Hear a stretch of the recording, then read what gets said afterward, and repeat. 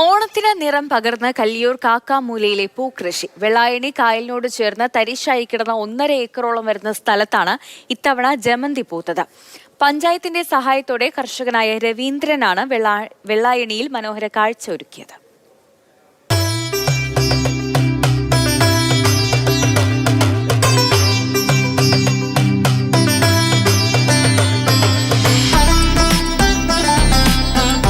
ഓണത്തിന് കല്ലിയൂരിലെ അത്തത്തട്ടുകളിൽ ഈ പൂക്കളാകും നിറയുന്നത്. വെള്ളായണി കായലിനോട് ചേർന്ന് കാക്കാമൂല കുളങ്ങരയിലാണ് 1.5 ഏക്കറോളം വരുന്ന പുഷ്പകൃഷി.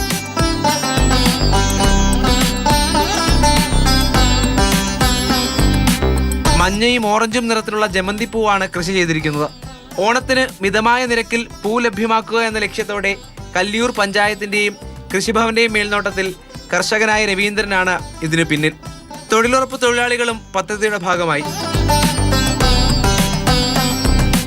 കഴിഞ്ഞ വർഷം നമുക്ക് ചെയ്യണമെന്നൊരാഗ്രഹം മനസ്സിൽ ഉദിച്ചു. പക്ഷേ ഒരു കാര്യമുണ്ടെന്ന് പറഞ്ഞാൽ അന്ന് ചെയ്യാൻ നമുക്ക് സ്ഥലം കിട്ടിയിട്ടില്ലായിരുന്നു.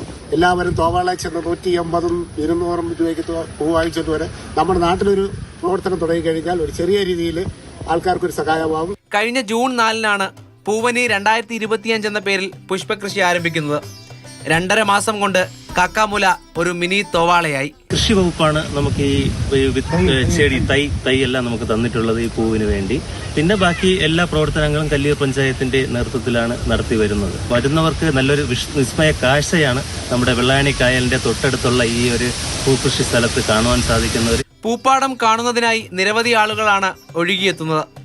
അതേസമയം നാട്ടിലെ പൂക്കൃഷി കുട്ടികൾക്ക് കൗതുകവും. ഇഷ്ടംപോലെ പൂക്കളുണ്ട്, കാണാൻ നല്ല രസമാണ്. ഇത് ഓറഞ്ച് ഉണ്ട്, ഇത് മഞ്ഞയുണ്ട്, കുറെ പൂക്കളുണ്ട്. പരീക്ഷണമെന്ന നിലയിൽ തുടങ്ങിയതാണ്.